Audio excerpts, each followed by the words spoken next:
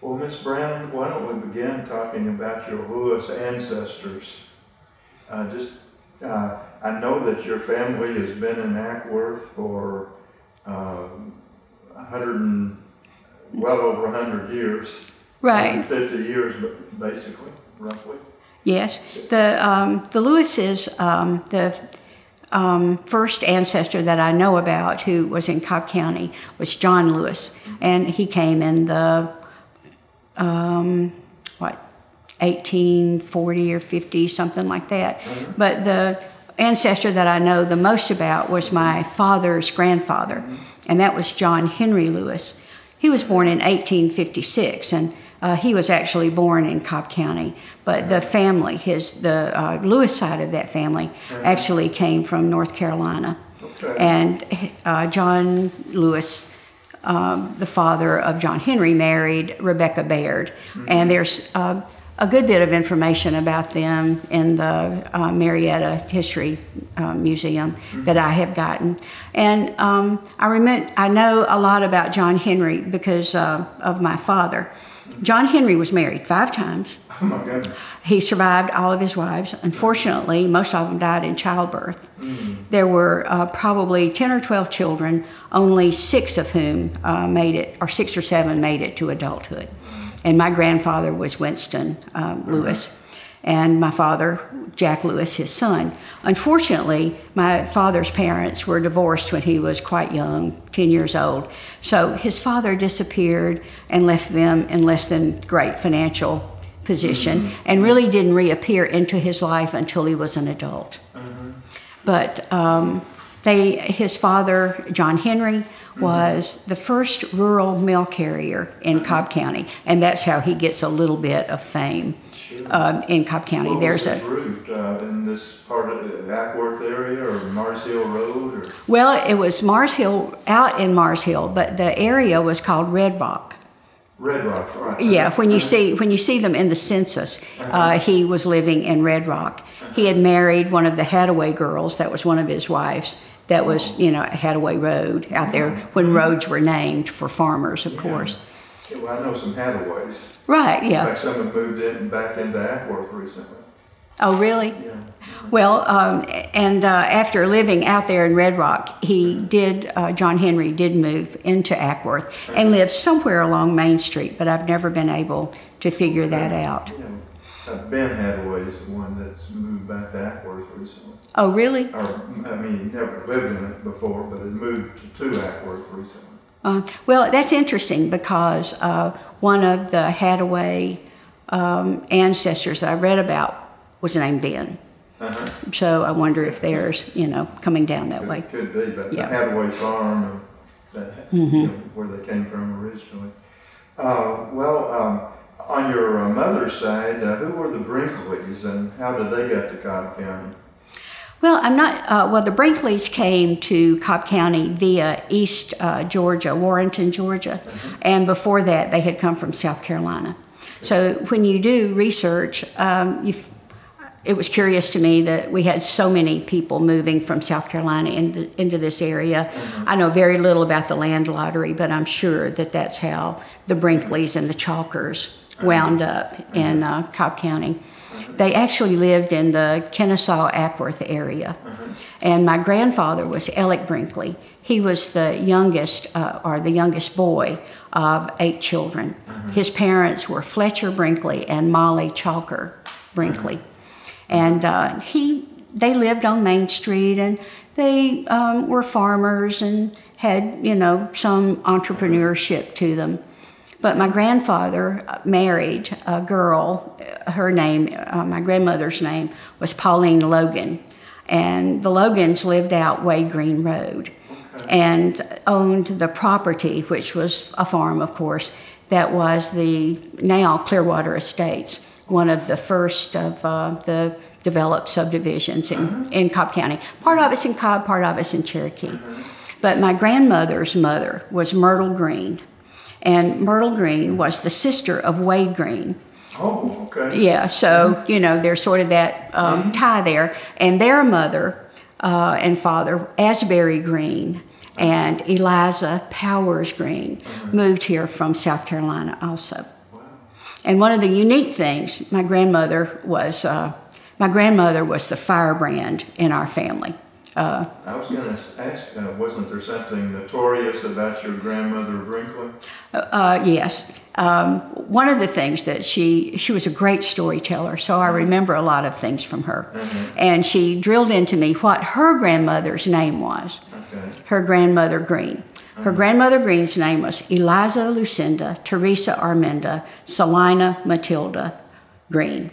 And there were a lot of children in the family. She was the oldest of those children. And they called her Salina Matilda. But the children shortened it to Sliny Matilda. So, yeah, so my great-great-grandmother was Sliny Matilda Green. Okay, give the full name again. Eliza Lucinda Teresa Arminda Salina Matilda Green.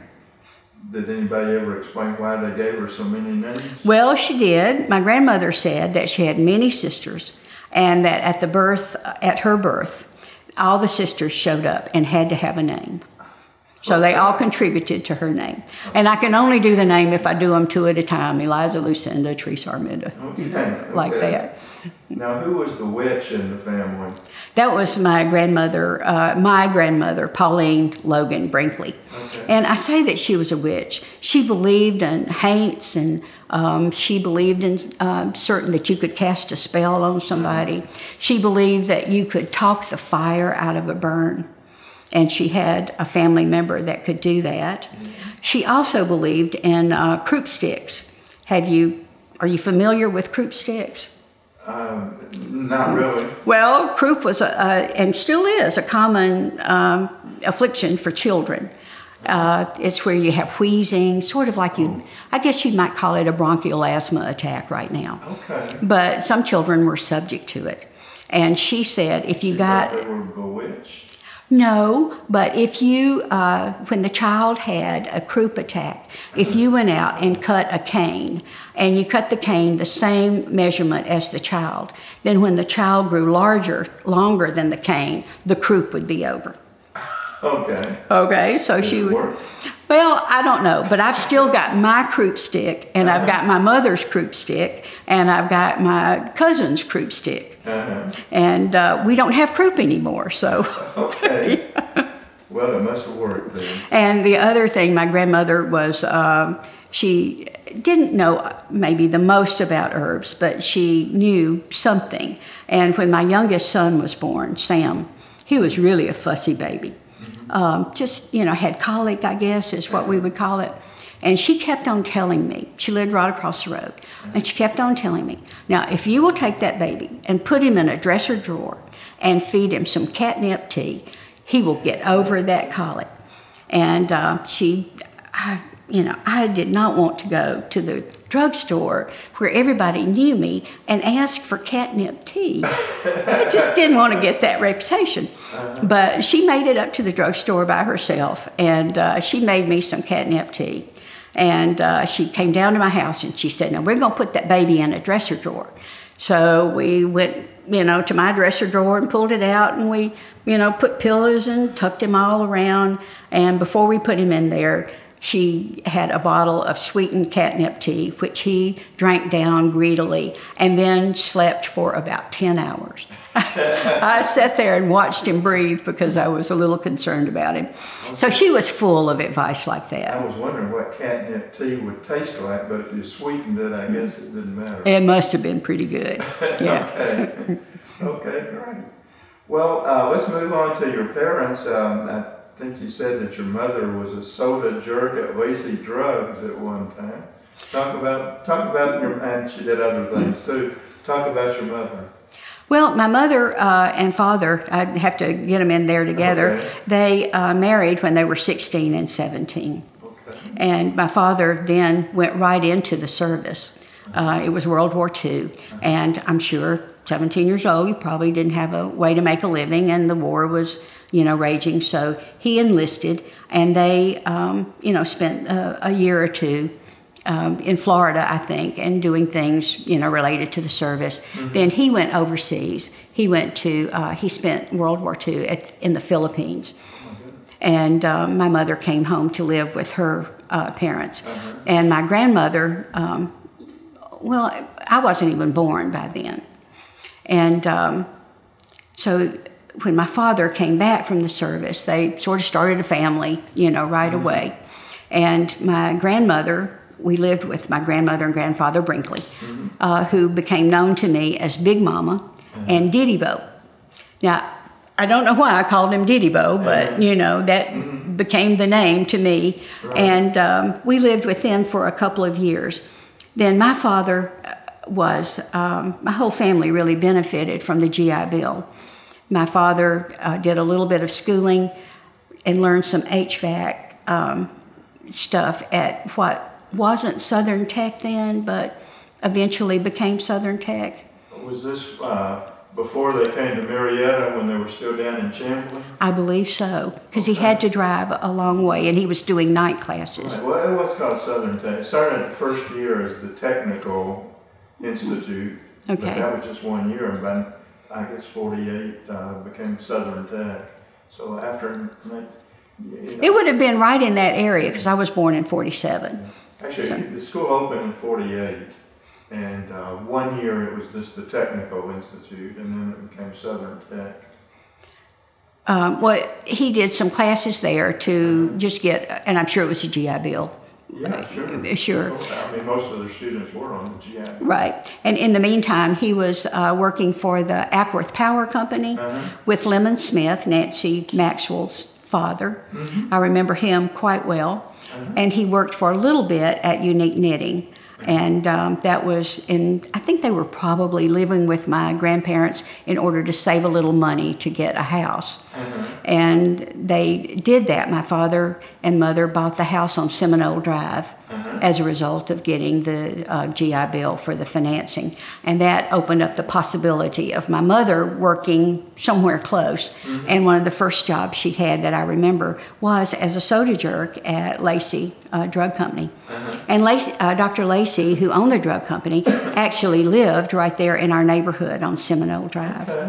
But my mother became, she knew my friends just about better than I did because everybody thought that she made the best orangeade and the best Coke. And then, you know, the Coke, you didn't just pull a lever and Coke came out of it. You had to mix the syrup with the carbonated water.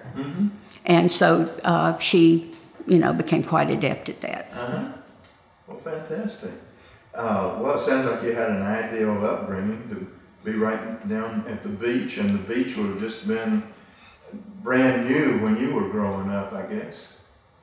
It was brand new. I remember it probably wasn't the first year the beach was open because we moved to Seminole Drive in 1952 or 53, but it was certainly close after that. And there were cars in the summer that were parked all the way down from the beach, all the way down Seminole Drive, and all the way up Dallas Street to town, who were going to the beach. Oh, well, that might not have been so nice. It wasn't, you know, but it's one of those things that stands out in my mind is how popular the beach had become. Yeah. Did you spend a lot of time at the beach? As I grew up, I did. Of course, you know, when I was really younger, I didn't. But my mother, one of the jobs my mother also had was when the McClures and the Matthews family in town had the concession stand at the beach. She did work down there. My mother was working. I didn't, for a while I was just a little bit, you know, like didn't know what to think about my mother working when almost everybody else's mother was staying at home. But that was just some of the things that my parents had to do to get by. How long did your father work for Acworth Power? Probably about 2 years, and then probably 4 or 5 years for Unique Knitting. Okay. And then after that, what did you do? Well, he had a series of jobs where he used his HVAC education to work for a shopping center in Broadview Plaza in Atlanta, then for some apartment complexes, always doing that, and eventually landed a job with Sears doing HVAC and maintenance kinds of things in warehouses, and he worked for Sears for about 35 years and then retired from them. Okay. I was just trying to I guess when Southern Tech started, they were doing a lot of programs that you would think of as technical school training, as well as having well, they didn't have bachelor's degrees until the 70s, but they had an associate degree, I guess. But he didn't stay for an associate degree. No. He just learned HVAC business. Right. And he had dropped out of school when he was in the 6th grade. And had to go to work because their parents were divorced, and he just became a farm laborer out around Oak Grove in Cherokee County. So you grew up, I guess you went to Acworth Elementary and Acworth School. Well, our neighborhood was wonderful for children because anytime, I'm an only child, so sometimes it was sort of lonesome around my house, but I could walk right down the street to the playground called the Flats, and there would always be somebody there playing. I also lived in a neighborhood where there were a lot of children, and if you went down our neighborhood on Seminole Drive, Acworth was small, so there were only so many places to live, but there were 2 bank presidents on Seminole Drive. Lawyers, the Autreys, lived around Seminole Drive. The first owner of Day Chevrolet, who was Bill Hamner, lived right across the street. His father-in-law, Dr. Reed, who was the dentist, lived just across the street from us. Johnny Green, who owned one of the 5 and 10 cent stores, lived next door to us. A little further up the street was the home of one of the Allen brothers, who owned Allen's 5 and 10. The school superintendent, Paul Sprayberry, lived on our street. How about that? And then Dr. Lacey's house is where Henry Chandler lives now. The Parkers, who owned Acworth Hardware, their first home in Acworth was right on Seminole Drive. And there were lots of kids. We skated. One of the biggest moments in my life was getting a bike that was big enough that I could ride all over town. And that was sort of my signal for freedom to be able to go any place. Sure. What was Acworth School like? Well, let's see. We had some of, perhaps a lot of people feel this way about their grammar school teachers, but we had some really gifted ladies, mostly, of course, who taught us. And if you were raised in Acworth, you almost invariably had Miss Fanny B. and Miss Charlotte McClure in your life, and certainly Miss Fanny B. was there. My 2nd and 3rd grade teachers were wonderful, one of whom was Mamie Pittner, who taught a lot of people, had a lot of love in their hearts. And, let's see. So, I mean, that's about what I remember. It was a good school. When I was in about the 6th or 7th grade, we got a new principal, and his name was Joe Hayes. Okay. And of course, Joe Hayes recruited a lot of teachers from Alabama, that migration that he started. And of course, Butch Price and Joe Carroll were one of those. Henry and Gail Nettles, of course, Gail was his daughter, and they came over. But also, he recruited Frank Brown, who was my husband's brother. So that's how I met Johnny Brown, my husband, was through Frank and his wife, who were teaching at Acworth Elementary at the time. Now, that was, several years after I left Acworth Elementary and I was at North Cobb. But they lived on the other block on Dallas Street from Seminole, and Johnny lived with them at the time, and so that's how we met. So I always say my children, I'd never had my children if it hadn't been for Joe Hayes. Okay. Let's see, I guess you were young enough for, you were too young, how am I going to put this? You would have gone to North Cobb, but Autry wouldn't have been there. Would not have been there. I think Autry opened the year after I graduated, which was 1965. Okay. But I had known Bill Hamilton, of course. He was part of the recruitment effort of Mr. Hayes also. And he was our 8th grade teacher. Okay. Ms. Abbott, Bill Abbott's mother, taught me in the 7th grade, I believe. Okay. And the 7th grade was still at Acworth. Yes, I went to Acworth through the 8th grade. Right. And then, so what year did you graduate from North Cobb High School? 1965. Okay. Mm-hmm. And then, let's see, you went to Kennesaw at one time, I think, didn't you? Oh, I went to Kennesaw several times. Okay. When my children were born, when my youngest child was, about 3 or 4, I just, I had dropped out of the University of Georgia to get married. Okay. I decided it was better to be with Johnny Brown than to be in Athens, Georgia. Yeah. So I started taking some college courses just to have something to do. I was mostly a stay-at-home mom, and I enjoyed that. But, I put Sam in kindergarten, in the daycare, and I started taking courses just for fun at Kennesaw College. And I got bit by the bug again about going to school. And in the course of taking some of these classes, I found out that Kennesaw had an associate degree in nursing. And in 2 years, I could have a degree and be a registered nurse and be able to contribute financially through that career. So that's what I decided that I would do, and my husband was supportive. My parents were willing to, and grandparents were willing to help me with the children. So I started going after that nursing associate's degree with a good bit of, determination, and got that in 1977. And what year did you start at Kennesaw? Probably 1973.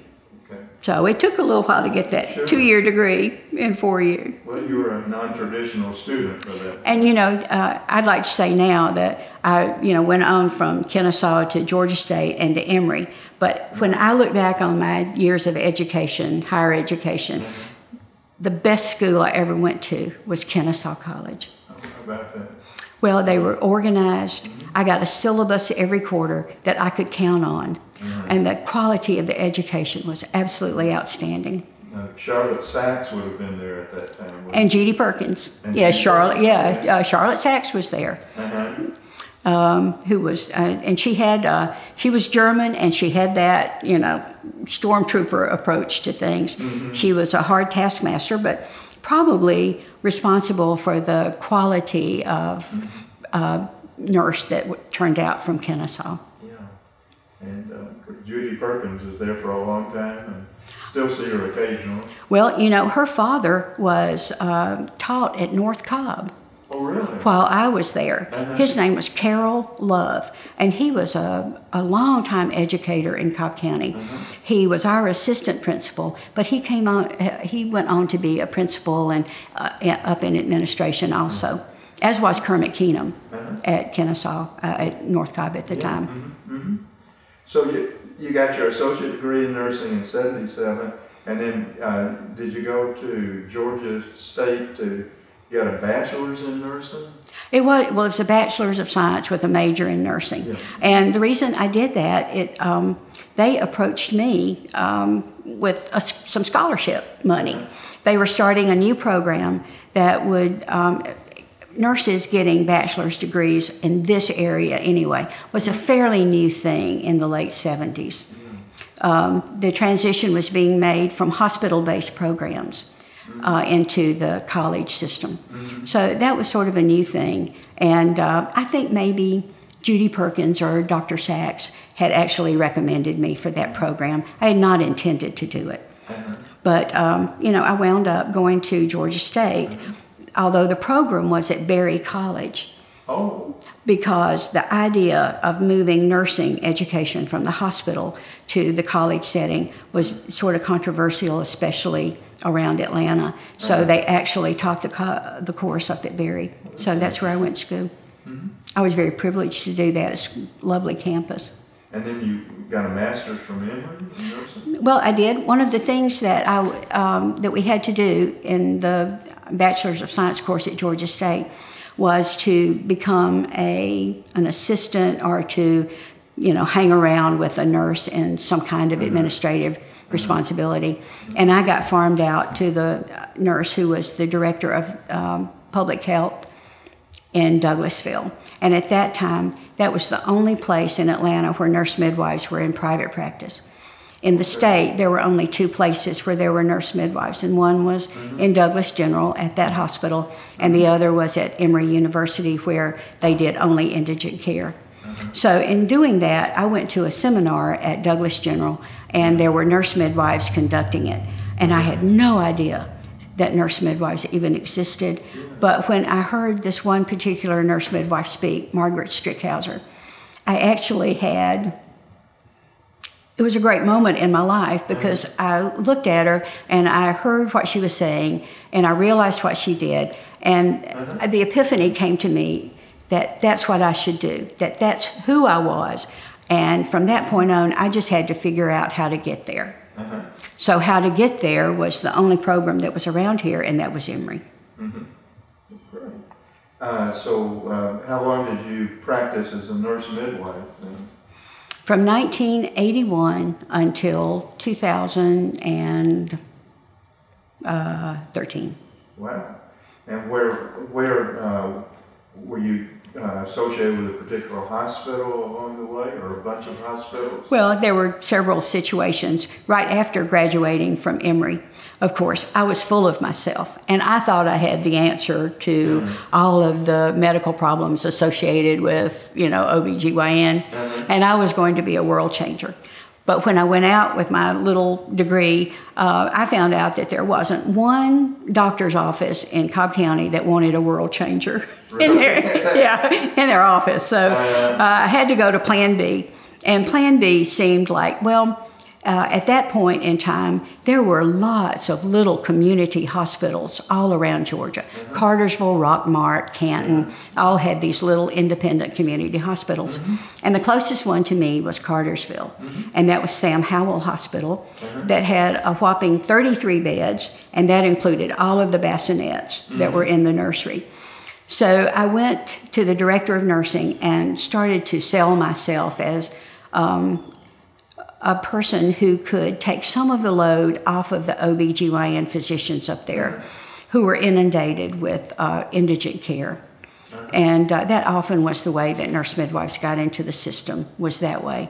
So they took a gamble on me, and I worked with a very nice doctor up there named Don Gouldsby, who may still be in practice for all I know.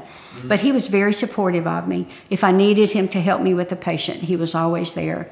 But I delivered the first 200 babies I ever delivered in that setting at Sam Howell Hospital. Is that right? And that was 2.5 years. It was a really busy practice. 200 in 2.5 years. Right, yeah, and there was just me.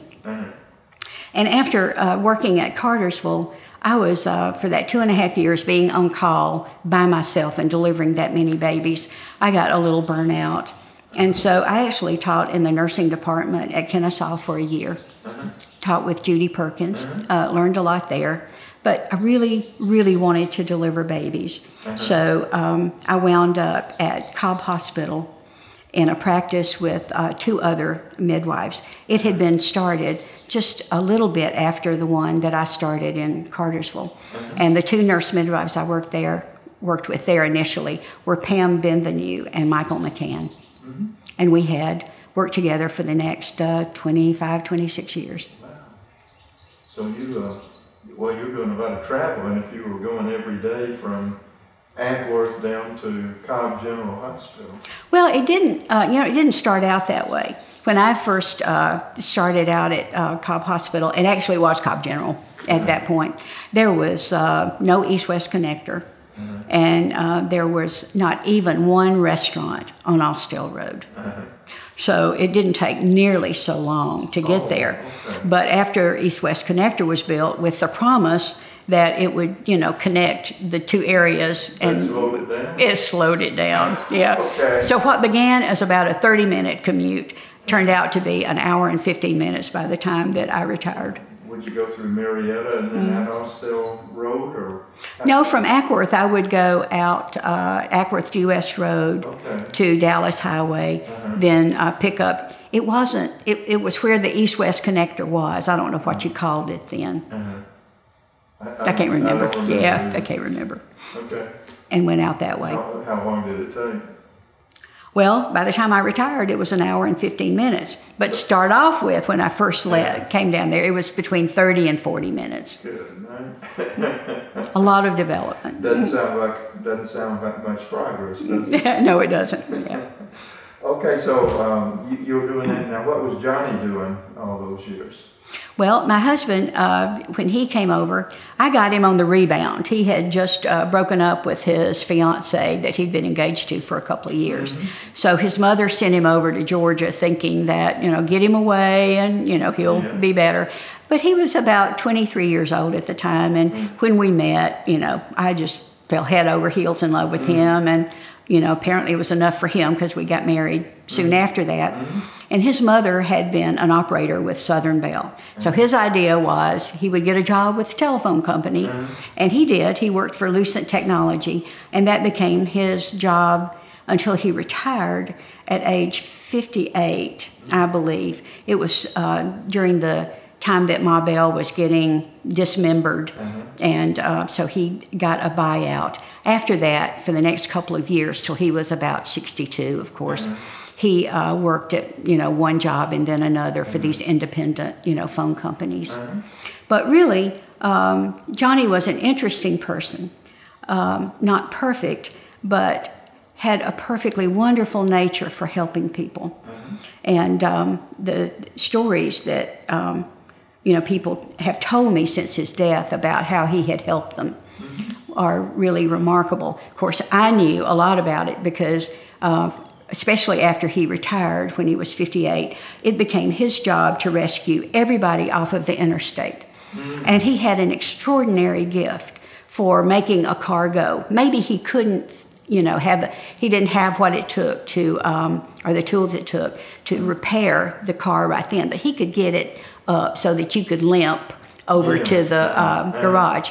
But he actually became such good friends with Robert Brooks, who was a well-known mechanic around here and a well-respected person, that Robert gave him a key to the shop and a key to the wrecker. And so in the middle of the night, if Johnny found somebody stranded on the interstate, he went to Robert's, got the wrecker, pulled the car back to the shop and locked it up. And Robert often said in the morning he never knew what kind of car was going to be there because Johnny had pulled somebody in.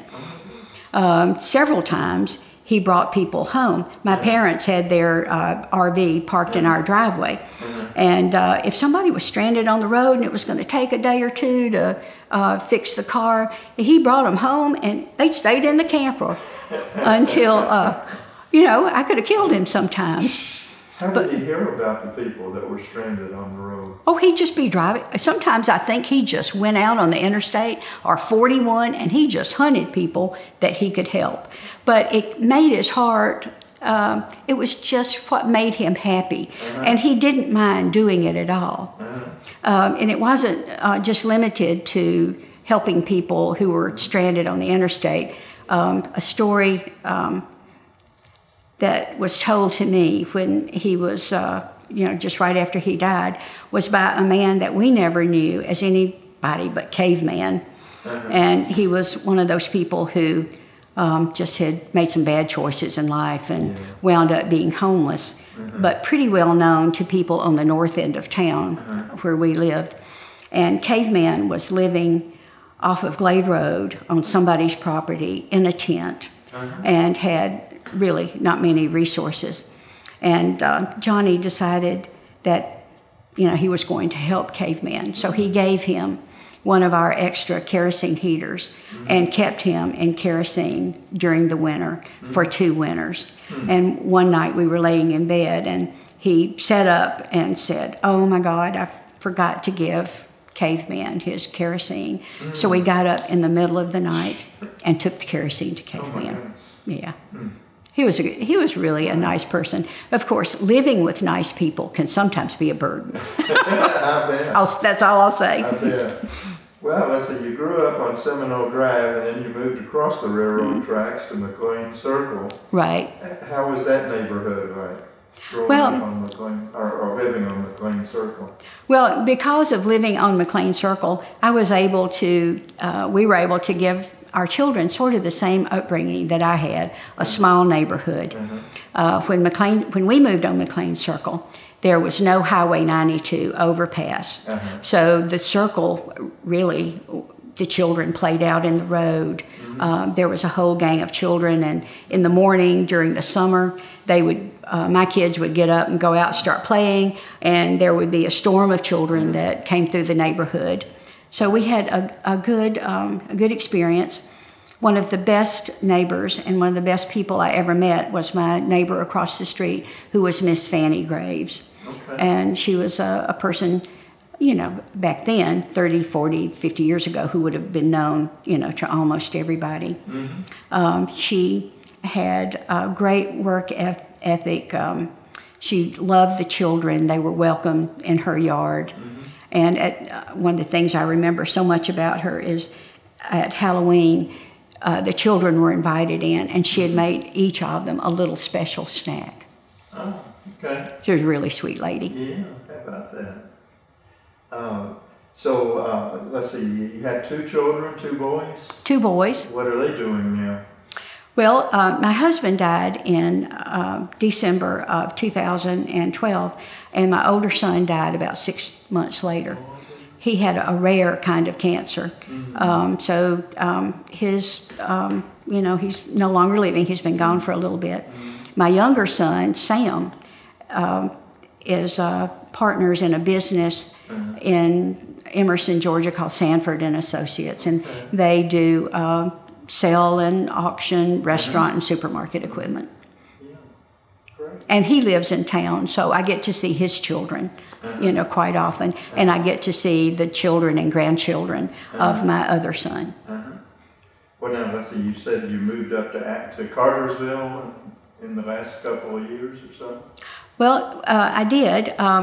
When my older son died, it sort of left a void in his family, and one of his grandchildren wound up in foster care in Cartersville, in Bartow County. So, you know, I had to rescue him, you know, and he's been a blessing in my life, but I decided that living in Cartersville would be better to keep him in that school system, because they've been really good to Jamie.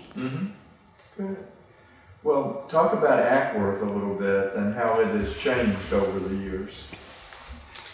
Well, let's see. Of course, physically, the changes are remarkable. That we went from, you know, I can't even, as I go up and down Main Street, I can't even remember where some of the old stores were. I remember that we used to have almost 2 of everything. We had 2 grocery stores and 2 drugstores, and you know, but now then, you know, the stores. I wish we had a grocery store uptown still. So physically, you know, the changes are really apparent, but in other ways,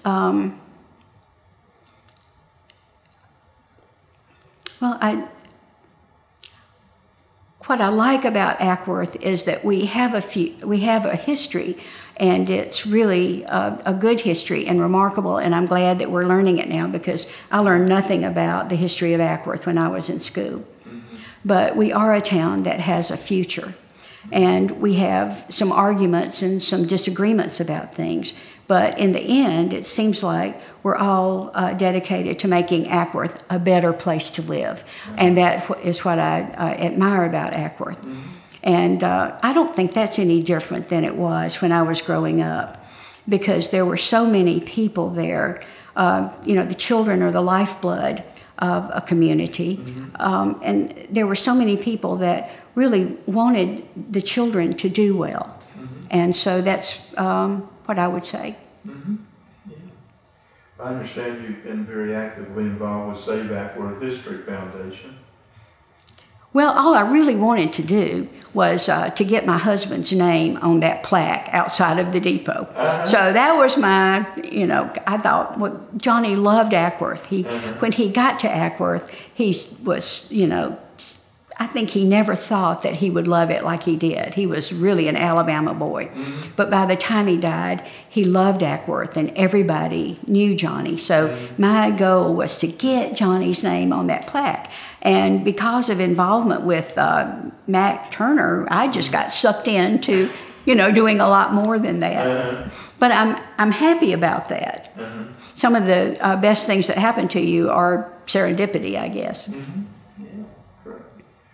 Well, is there anybody else that you'd like to talk about, or anything about Acworth that you'd like to add to the interview?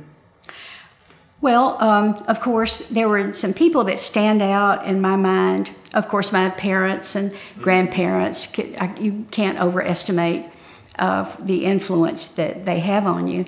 And I'm so happy to have done this interview because I had to think about those contributions, and I had to think about what my parents must have been going through. They were... and everybody has to forgive their parents for their shortcomings, and mine were very young and inexperienced when they were raising me, and they did a remarkable job. I would like to thank them posthumously for all of their efforts. But I had some mentors in Acworth who were just wonderful. One was Billy Blocker. He was an educator, and he was teaching in the grammar school when I came along. Billy and his wife, Ann Nichols Blocker. He coached basketball, and that's what I remember him most for. And he was a person who lived his faith and was an encourager. I remember that when I went out for basketball when I was in the 6th grade, I didn't know how to do a layup shot. So that seemed to be really important to him, so I wanted to learn how to do a layup shot. And I spent hours and hours and days and, after school days practicing those layup shots. And it was right there at the flats where the school was, and Mr. Blocker just lived on the other side of the school. Well, one day at practice, he just casually said, I know that a lot of you are working really hard to learn all of this, and I want you to know you don't think I see you, but I do see you, and I know that you're working really hard. I'm not sure that he was saying that to me, but in my mind and in my heart, he was saying that to me, and I'll never forget those few words that he said that were, so encouraging. And I went on and I made the basketball team, and he was just a wonderful person, Another person that I remember, and one of the reasons I want to mention him is that maybe not a lot of people remember Theodore Holt. His wife taught at the Acworth Grammar School, and they lived just across the street. They never had a car, and Theodore was a member of the Acworth United Methodist Church, as was I and my family. And he was one of those people that I guess every town has somebody who's sort of odd. And Theodore was a little odd and eccentric. But if ever there was a man who lived his faith and lived it on a daily basis, it had to be Theodore Holt. He was such a marvelous example. And any job that you had for him, he was willing to do. I remember for years that he would appear at the Sunday school door, and he would be collecting money and counting the people who attended. If there was a Bible study that needed to be taught, he could do that. Always cheerful, always walked, and was ready to give you a compliment, So I would like to say that Theodore Holt was really a wonderful person to me. Also, there was a lady in our church, well known to most people. Her name is Lennis Matthews.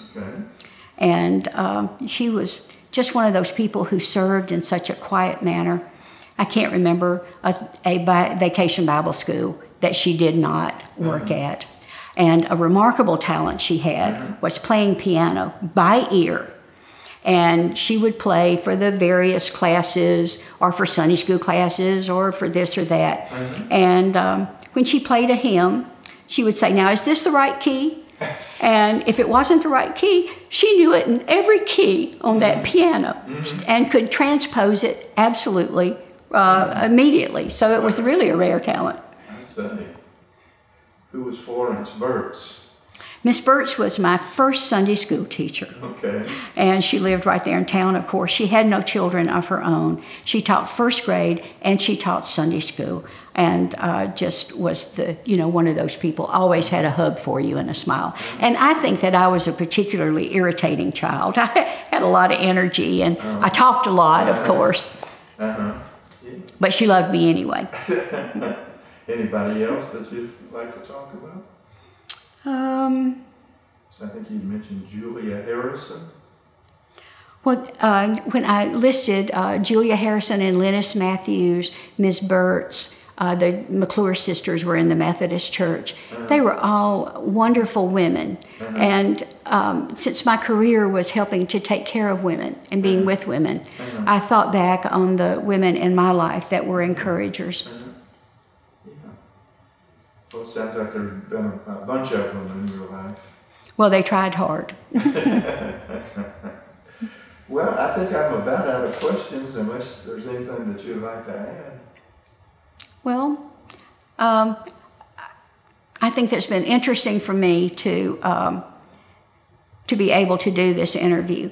And one of the good things and the bad things is I'm, practically the end of my line now. My husband's gone, and both my parents are gone, and I'm an only child. So the good thing about that is it's my story, and I get to tell it like I want to. Sure. And nobody can correct me about it. I think they'd be very happy with your story. Oh, well, good. Oh, the last two people, my very best friends in the world when I was in grammar school are still my very best friends. And both their mothers, Lois Jarrett and Carrie Lee Hames, were so good to me and so encouraging, like second mothers. Okay. Great, great. Well, thank you very much. Well, thank you.